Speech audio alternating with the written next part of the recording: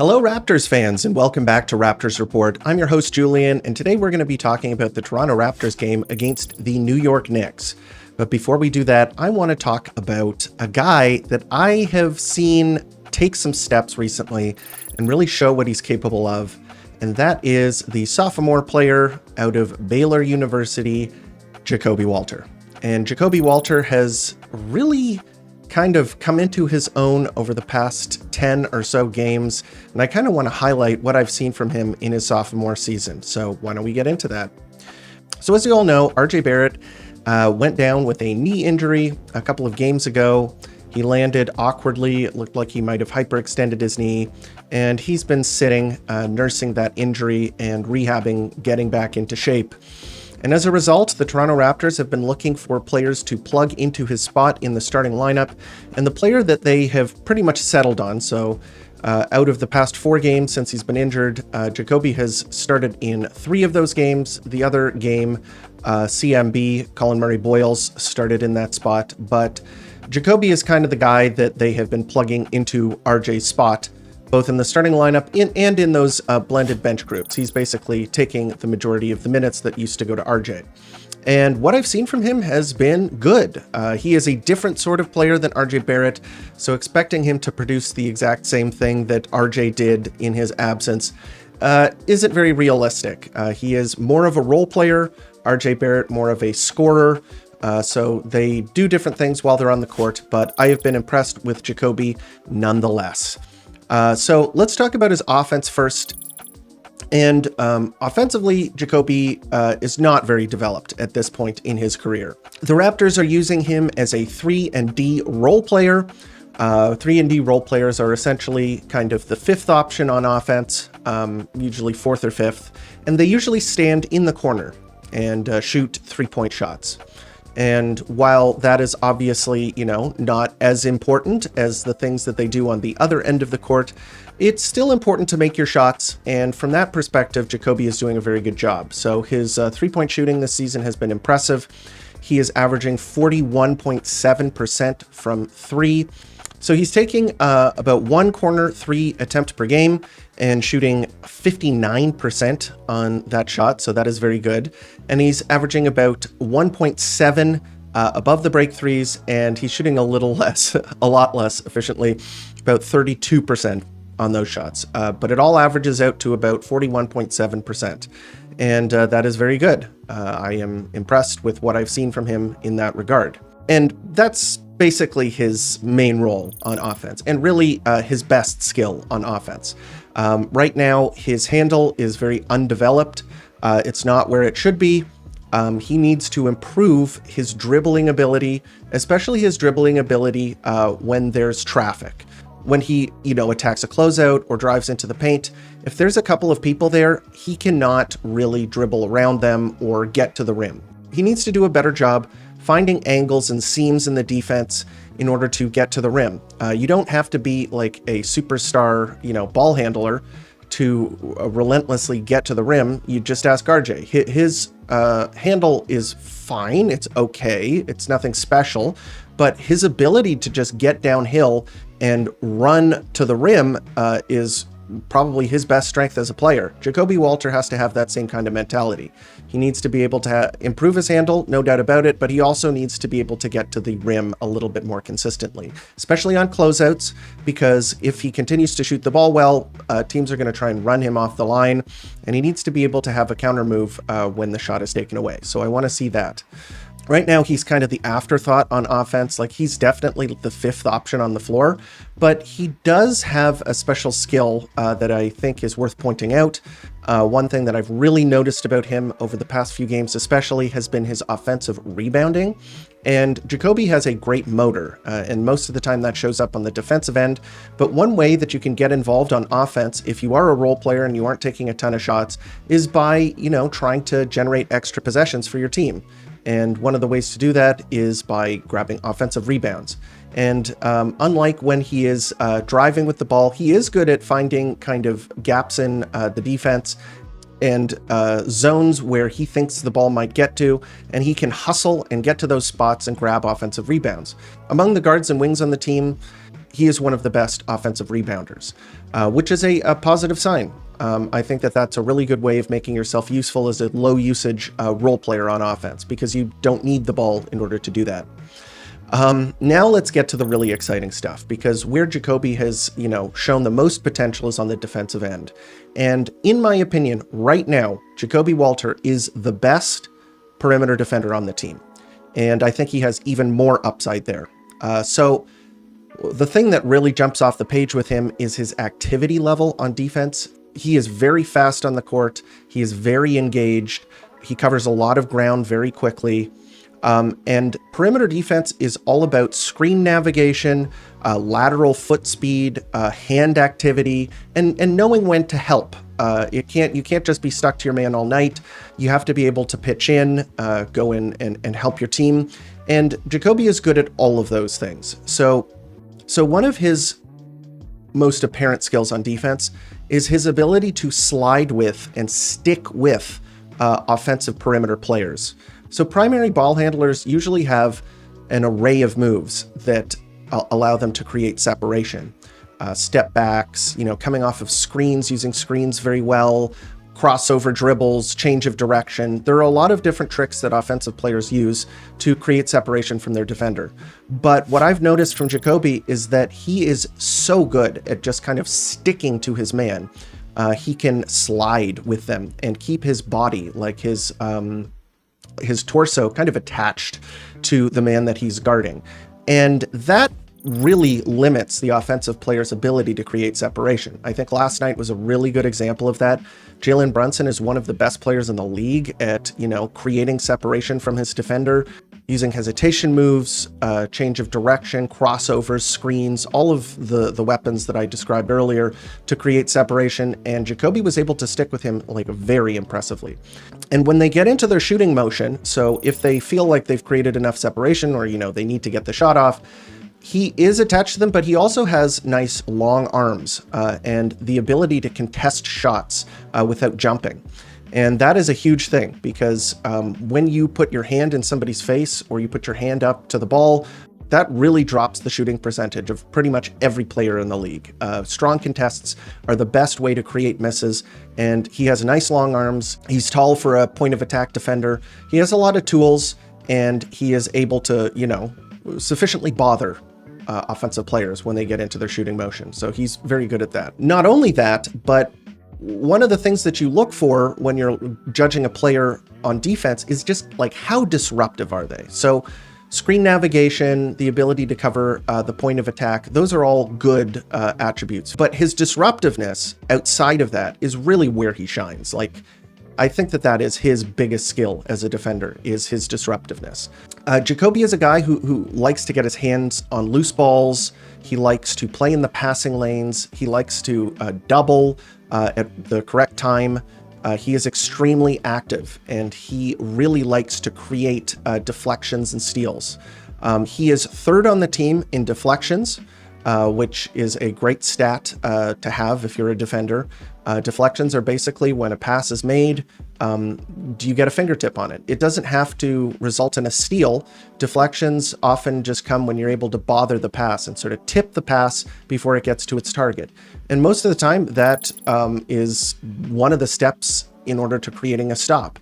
Because if you can get the ball off target, then the offense usually has to reset. They're not able to get into their moves very effectively. The defense is able to recover. It's just very useful. Another thing is that he is number one on the team in loose balls recovered per 36 minutes. Loose balls, basically, when the ball is deflected or it just pops loose somewhere, are you able to collect those? And Jacoby is very good at that. Not only that, those are sort of stats that you have to dig a little deeper on, but in terms of real box score stats, the stuff that people pay attention to, steals are a big one. And Jacoby is number one on the team in steals per 36 minutes with 2.3, even more than Scotty Barnes, who's also very good in that regard. But that is worth pointing out. He is a ball hawk. He is trying to generate steals and runouts. If you're not very good in the half court, one of the best ways to get points is by creating a turnover and then getting out in transition. So I really like that. Number 2.3 steals per 36 minutes is very impressive. I just am really happy with what he's been doing on the defensive end. And this is not how he started the season. In fact, I was pretty disappointed with him, how he started the season, because I was really boosting him in the offseason because I loved what I saw from him at the end of his rookie campaign. I think that when, the team was tanking and there were a lot of minutes to go around, he really showed up and showed off what he was capable of, especially on defense. And I think really the problem was at the beginning of the season, he did not look confident. The body language wasn't very good. He wasn't shooting the ball with confidence. He wasn't making his shots, and he wasn't playing the type of defense that I knew he was capable of. So Jacoby Walter missed the first couple of games of the season with an illness. And, he was working his way back in, which may be why he didn't play very well, but there was something was up. In the first 9 games of the season, he was playing only 11 minutes per game. He was shooting 31% from the field and 29% from 3, this is the big one, only 4 steals in a total of 103 minutes. So he wasn't shooting it well. He wasn't shooting it very often. And, he looked kind of invisible on both ends. He wasn't being as disruptive as I knew he was capable of. In the last 9 games, he's looked so much better. And this predates RJ's injury as well. RJ has been injured for the past 4 games. In his last 9 games, he's averaging 20 minutes per game. He's shooting 52% from the field and 52% from 3. So those two are very interconnected. The majority of his shots come from 3-point range because that's kind of his job, but those are both impressive tallies. And the most important thing is that he has, instead of 4 steals in 103 minutes, he has 14 steals in 179 minutes. So even though there's more minutes there, he has, more than tripled his steals. That's a huge uptick in his productivity on the defensive end. And I think that that's really kind of where he shows the most potential. And that's the most encouraging stat that I've seen. He's shooting the ball better. He's turning the ball over less. He's showing that really big defensive potential that I saw from him last season. I think that he is showing a lot of growth. And, I really did like what I saw from him last season. And I think that he's moving in the right direction. And I am optimistic that he will continue that growth over the course of the season. And when RJ gets back, I think that's an important discussion to have. I think that his minutes will go down. But at the same time, I would like to see him eat a lot of the minutes that are going to the other wings on the team.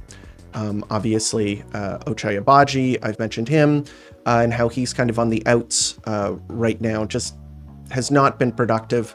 And I think Jacoby Walter shows more potential, especially on the defensive end. In fact, I think that he is the superior defender at this point, even, in his young career at the age of 21.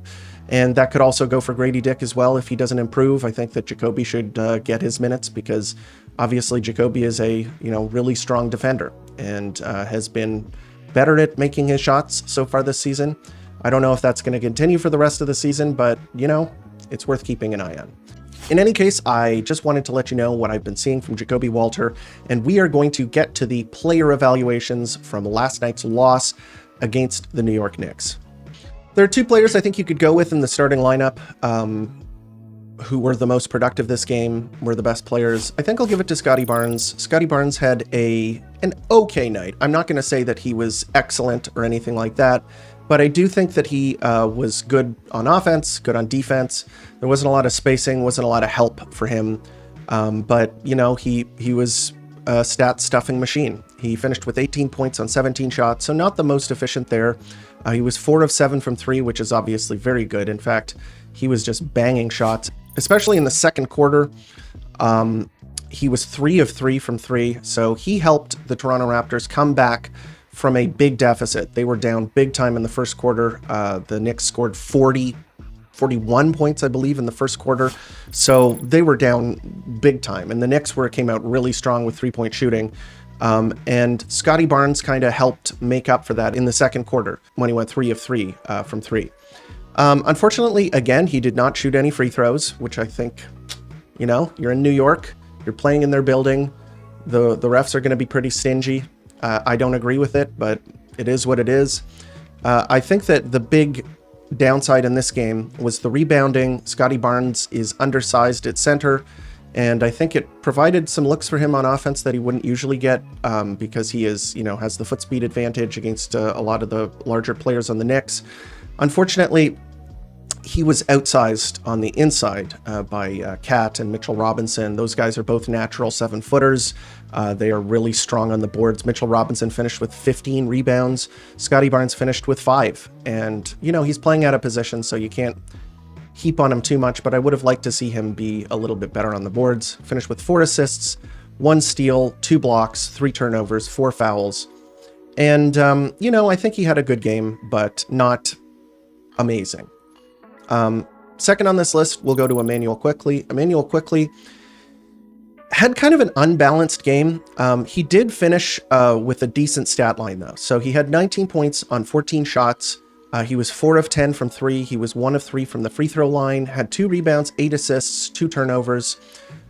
He had a rough first half, where he was 2 of 6 from the field, 1 of 4 from 3. But in the second half, and especially in the third quarter, he kind of popped off. He was 5 of 8 from the field in the second half, with 3 of 6 from 3 for 13 points in the second half. And I thought he was good in the second half. I thought he was pretty bad in the first half, which is why I kind of gave it to Scottie. But, it was a decent game, and they're obviously missing quite a bit of talent. Jakob Poeltl was in this game. RJ Barrett wasn't in this game. And I thought Immanuel Quickley did a decent job shooting the ball, running the pick and roll. I thought he was okay, apart from the kind of disappointing first half. After that, we'll go to Jacoby Walter. I think Jacoby Walter's defense in this game was really good on Jalen Brunson, especially in the first half. He blocked Jalen Brunson twice in this game. Jalen Brunson was just not able to create any separation against Jacoby Walter. Brunson finished with 18 points on 19 shots. He only went to the free throw line 5 times. And it was just apparent that Jacoby was doing an excellent job of sticking with him and making him work for his baskets. He didn't get a lot of daylight. And I thought it was a really impressive defensive performance. On offense, it was okay. He was 1 of 4 from 3. He had 7 points on 7 shots. He had 4 rebounds, one of them offensive. On the very first play of the game, he grabbed an offensive rebound by boxing out Jalen Brunson and got a putback there, so I'd like to see that. He had 1 assist and 2 blocks. As I mentioned, he blocked Jalen Brunson twice and 1 turnover. So, he is doing his job on the defensive end. And on offense, it comes down to him making his shots. And it wasn't pitiful there. He was 1 of 4 from 3, but it wasn't an amazing night on the offensive end. But I think his defense was very good. Fourth here, we're going to go to Brandon Ingram. Brandon Ingram had 14 points on 11 shots. He was 2 of 5 from 3, 4 of 7 from the free throw line, 1 rebound, 4 assists, and here's the killer, 5 turnovers. Brandon Ingram was kind of getting blitzed by the Knicks. That has been kind of his biggest issue this season, has been other teams successfully trapping him in the post with double teams. He has to get better at passing out of those double teams. He was also stripped on the pick and roll. But I think part of the problem with that, and analyzing that especially, is that without Jakob Poeltl in the game, the screens that Brandon Ingram is getting are not strong enough. Scottie Barnes is not a strong screener. He likes to slip. He likes to, just kind of run to the basket, trying to get a lob over the top. And Sandro is not kind of big enough and strong enough to apply those big, meaty screens. Jakob Poeltl has, he leads the team in screen assists. He is a huge guy, and he knows the angles that players, his ball handlers, like to use. So he is dearly missed, especially by Brandon Ingram. And if you can't get that separation, then a lot of the time they can kind of swarm you. That happened last night on one possession. Mikal Bridges was able to kind of pick him coming around a screen, and I think it was just the screen just did not give him enough separation. But 5 turnovers is bad. He didn't play very well, in my opinion. On defense, he was looking pretty slow. It's the second night of a back-to-back, so it's kind of understandable, but at the same time, it wasn't a good game. Second bad game in a row for Brandon Ingram. Hopefully he's able to recover when the Toronto Raptors return. And last and least, Jamison Battle. For some reason, he went from did not play coach's decision the game prior to starting this game, which is really kind of strange. I think the idea was that they knew that the Knicks were going to be the bigger team. they were going to be the team that had, the more rim protection, more rebounding, more size. I think that the Toronto Raptors wanted to lean into the shooting. They wanted to be the team that was, going to be the more skilled team. If you can't be the bigger team, you got to be the more skilled team. And so they put on Jamison Battle. He can chip in on the boards a little bit as well, but he is mostly a shooter, and he didn't do that. So he's finished with 4 points on 2 of 4 shooting. He was 0 of 2 from 3. They were good looks too, so, it's unfortunate that he's not able to capitalize on that, although they have not really been giving him consistent minutes. So it's kind of hard for a shooter if you're being jerked in and out of the lineup and you're not being given a lot of daylight. So I get it, but 11 minutes, 4 points, 1 rebound, 1 turnover, not a great night. Off of the bench, Colin Murray-Boyles was the best player off of the bench, and I think this was one of his best games as a pro. He really showed a lot in terms of his ability to finish around the basket. He finished 5 of 6 from the field for 11 points. He was 0 of 1 from 3. He was 1 of 3 from the free throw line, so that's unfortunate. But one of my big problems and one of my biggest issues with him has been his rebounding. But in this game, he was one of probably the best rebounder for the Raptors. He finished with the most rebounds with 8, but a lot of those were on the offensive boards. And he was able to kind of successfully box out and tip the ball to himself. So a lot of what he does is his using his hands and his length to kind of create extra possessions. He did that very well. 5 offensive rebounds in 22 minutes is incredible. There was a stretch where he was like grabbing every offensive rebound. I just love seeing that. He had 2 assists, 1 steal, and 3 turnovers. I thought it was a really strong game from him. He played okay defense too, although, as I mentioned, the Knicks are very big. And he was, he's undersized if you're playing him at the 5. So it is what it is, although I do think it was a good game from him. Next up, we'll go to Sandro. I thought this was kind of a mediocre game from him. It wasn't fantastic. He had 9 points on 9 shots. He was 0 of 3 from the 3-point line, which is unfortunate. The team really needed some shooting this game. And he was 3 of 4 from the free throw line. He did finish with 7 rebounds, so that was the second most on the team. 3 offensive rebounds, so that's pretty good. 1 assist, 1 steal, 2 blocks, 1 turnover. So he did show up in a couple of different categories on the stat sheet. Some of those blocks were really nice. Unfortunately, he's not a true center. I've mentioned this before. And the Knicks have Mitchell Robinson coming off of the bench. Mitchell Robinson is one of the biggest and strongest players in the NBA. He only played 16 minutes in this game, but he finished with 15 rebounds and 7 offensive rebounds. I mentioned this in the lead up to the game. So I mentioned in the show yesterday that if Pirtle didn't play, it was going to be a long night on the boards just due to Mitchell Robinson and Karl Anthony Towns. And that was true. I mean, Mamu is a little undersized for the position, and I don't mind seeing him at center if it's happening for, 25 minutes a night.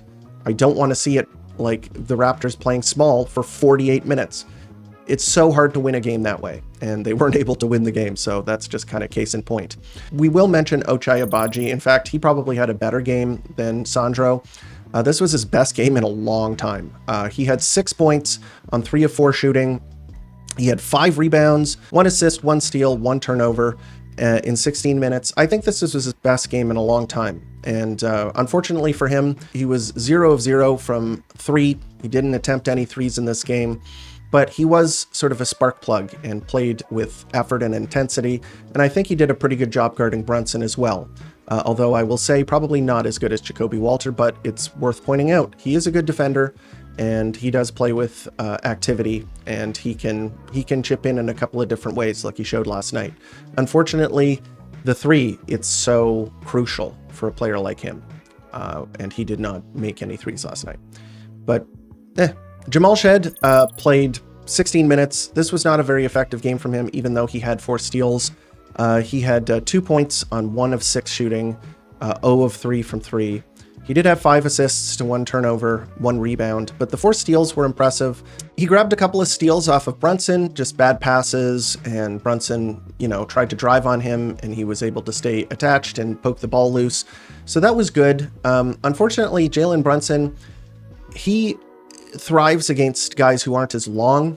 And Shed is a smaller point guard. He doesn't have very long arms. So Brunson was able to manufacture a couple buckets where he was able to shoot over Jamal Shed. So, it was a good night, I would say, on defense, generating extra possessions, playing with energy. But offensively, even though he is a good passer, he needs to do some scoring, and he wasn't able to do that. Lastly, we'll talk about Grady Dick. Grady Dick had another pretty uninspiring performance. He was 1 of 4 from the field. He didn't attempt any threes. He had 3 rebounds in 17 minutes. And although there were like a couple of plays where he did a good job, he's not productive enough. He's not showing me enough. So another disappointing night. And that was the game.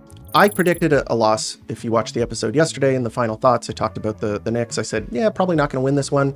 I thought that Pirtle would play in this game. I thought that his back was, maybe sufficiently healed that he could play on the second night of a back-to-back. But what I think the Raptors wanted to do was win the game in Charlotte and then just say, we're not going to win it. This is a scheduled loss in New York. Unfortunately, they did not win the game in Charlotte, and then they lost this game. So it is what it is. There's a lot of excuses here. Second night of a back-to-back, no RJ, no Pirtle against a good team in their building. These kinds of games happen. If you are not literally the Oklahoma City Thunder, where you are just wildly favored against everybody, there are certain games on the schedule that you have to look at and be like, you're probably not going to win this game. This was one of them. And that isn't an excuse. I don't think they played particularly well in this game, even though it was a tough game, but they got it close halfway through the game. They made the Knicks, think a little bit before they ran away with it at the end. So at the beginning of the game, it was all of the shooting variants. The Knicks were on fire. They were hitting every 3. Then they cooled off and the Raptors caught back up. Unfortunately, the Raptors are a much smaller team, and they weren't getting it done on offense. And that's really where you've got to shine if you're the smaller team. You've got to be the more skilled team. You've got to be making your shots. You've got to be scoring better. But the Knicks just kind of ground them down and got all of those rebounds and were huge inside. And that's tough, very tough to win a game where you're the smaller team, and they weren't able to do it. So I don't think that this is a good example to use. If you are sort of, saying that the Raptors are fool's gold, you're free to think that. I think, I don't think they're as good as the record right now indicates, but using this game as an example, it's just stupid. I don't think that this game should be used to discredit them. They are on a 5-game homestand now. This is where you should start your evaluation process. The game against the Hornets was bad. This game was just, they were probably going to lose this game no matter what. Then the games coming up, that's when you can start to say, okay, is this team for real? Is this team fugazi? You can figure it out then. So hopefully the Raptors are able to put together a nice home defense and can show that they can get back to their winning ways. And they will have a pretty decent test tomorrow against the Portland Trailblazers. The Trailblazers started off really well, and then they've come back down to earth. They're not very good on the road. There are some key injuries. So the Raptors should be able to beat them, but it will be a good test. They are like a middling team. They are not a bad team. They will have to play well in order to beat them. And as we saw against the Hornets, every team has talent. Every team has guys that can go out and win you a basketball game. So they'll have to show up then. And hopefully they do. In any case, that is the episode. Hope you enjoyed. Please leave a like and subscribe if you haven't already. That helps the channel grow, lets the algorithm know that this is content that other Raptors fans want to watch. Also, there is an episode of the podcast happening tonight at 8:30. So if you're watching this on Monday, please come and join me and Steve, aka Raptor Shack, on the podcast. Also, sign up for the Discord. There will be a link in the description. You can click on that and join the community. And as always, thank you for tuning in to Raptors Report, your source for in-depth Raptors content.